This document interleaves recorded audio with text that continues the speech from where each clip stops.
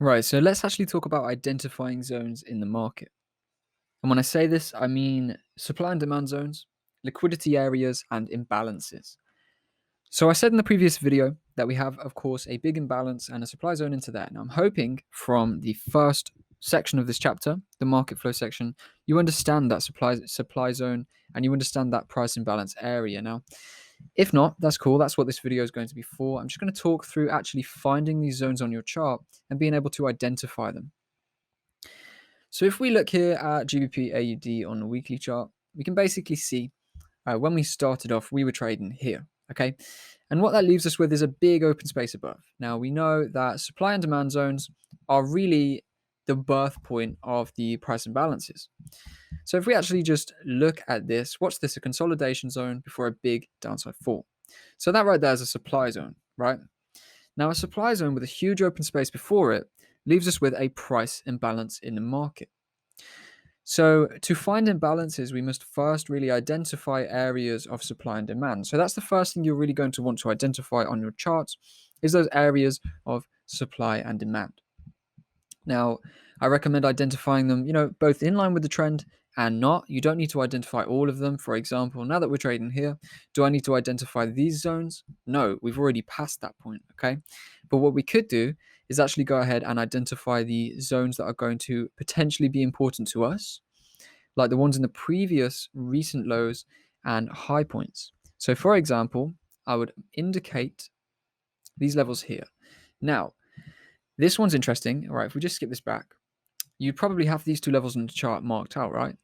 But the reason that I would probably put more emphasis on this one down here, and this is why it's important to actually identify these zones, is because if we see this point, right, we've got 1, 2, 3 equal lows. Now, what does that lead us on to? The next point, which is liquidity. Okay, so supply and demand zones come first, and then from there, we want to identify the liquidity. Now, the liquidity, as we mentioned in the liquidity videos, is identified by finding equal highs and equal lows in the market, finding areas where retail traders and most traders are going to have their stop losses positioned, and then using those areas as the liquidity regions that price is probably going to trade through. So, for example, we can see here that this 1, 2, 3 equal highs was taken out. The liquidity was taken out. Okay. We then traded back beneath this point, and that's where we formed the bounce from. But if you'd have understood to identify that liquidity, it could have saved you from trying to sell from this resistance because you know there's liquidity over that level, and chances are the price is going to go up. So for this perfect example, this example right here, we have then supply zones and demand zones marked on the chart. The supply zone being our big target, the demand zones being these possible reversal points. However, because we've incorporated the liquidity as well, we can also see that, okay, chances of this level holding up are slimmer. And this is probably the point we're going to want to look to buy from because there's multiple equal lows here under a key level. We are likely to go and take the liquidity underneath there. So let's drop this to the daily chart for a nice clear picture there. Okay, 1, 2, 3, 4 equal lows in and around this level leaves it open for a decline. So letting the market do its thing, we will see that we trade through into that liquidity.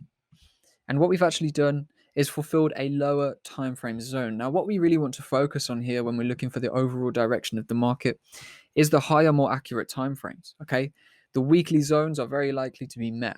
Now, we've seen here the liquidity zone there was met. That supply zone didn't hold up, but we haven't yet traded into this one. So I'd still be keeping my eyes on this zone as an area for price to trade into. Now, this leads us on to the next thing. What if we actually just formed a supply zone here with another price imbalance, right? And that is how we formulate those near-term trading opportunities. So if we look at this one as a supply zone now, that's opened us a new price imbalance. So we can expect for the liquidity in this area to get taken out, for price to trade into here, but we still have this zone unmet. We see that price is willing to actually push through. So we can actually focus on, this liquidity in this area still being refilled to go trade into this zone. So as an example, if we were to look to sell this market, we could then take it down into this zone, which would be that fulfillment point where we are probably likely to reverse. Okay.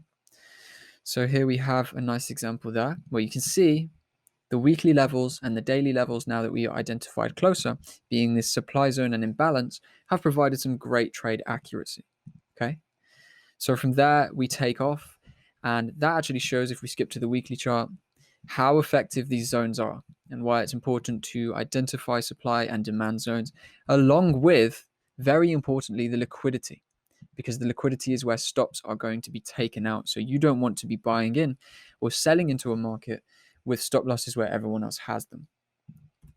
So there we go. We've identified some supply and demand zones. We identified the liquidity, and it provided us with some really accurate levels to trade. Now, I would be interested, looking at it again, in actually buying from this zone now that we've taken the high of that zone. So if we just look at the daily, see where the market is now, what I'd probably be looking at here then is, okay, we've seen the supply zone react once, but now it's been taken out. So if we can push up, bounce from this zone, we can probably go and form some upside. So as we can see, looking to buy from that zone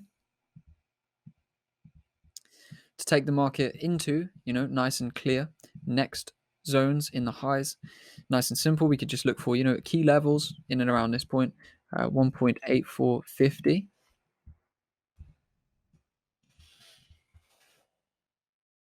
Probably go and get a nice long into that level. So there we go. Once again, using the zones, key levels, liquidity, supply and demand to actually find our tradable opportunities. Okay, so with supply and demand zones, it's going to be a constantly flowing thing. You are always going to be adding new zones, always going to be changing the zones that are there. Now, for now, I'd probably be quite interested in this zone, see how this holds up. And if we can hold up, we could probably see a bounce from there. Now, if we don't and we push through, we will simply identify the next zone. Now, this shows me the structure has given way, liquidity under these lows has given way, and what do we have above? Well, quite an interesting supply zone right there before that big drop off. So now maybe I will target that point for a selling opportunity if price can get there. So not everything is going to work how you want it to, and not everything is going to run perfectly. But what you can do is, of course, continually add dynamic zones. Now, it'd be quite interesting, in my view now, to see if price could go and take out these lows, because we've got liquidity under there. As you can see, it does. Trades straight through that liquidity. We've traded back into that weekly supply zone that we spoke about earlier. And now from here, I would probably be looking for the market to go long. So there we go. We can see numerous times new zones forming, dynamic zones forming, keeping your eye on liquidity, okay, equal lows, keeping your eye on weekly supply zones and the big supply zones, the big demand zones, and actually using all these to your advantage, of course, while targeting long-term those bigger levels like that 1.940 key resistance. So stay dynamic, focus on the market structure as it moves. Supply and demand comes first, but never ever forget liquidity, because some zones are not going to hold up purely because of the equal lows, the equal highs, and the fact that the liquidity has to go and take those levels out.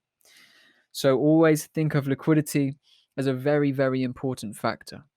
And when it comes to the supply and demand, we can use them for entries and we can use them for targets by identifying those price imbalances.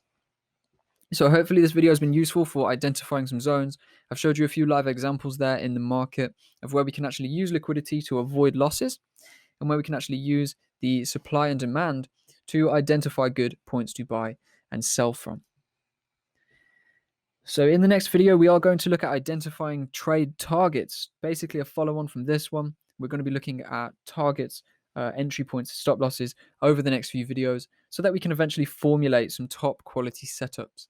Then I'll show you some examples, and hopefully by that point, you should be quite ready to actually go and tackle the market with the knowledge that you've learned. So thank you for watching, and I'll see you over in the next video.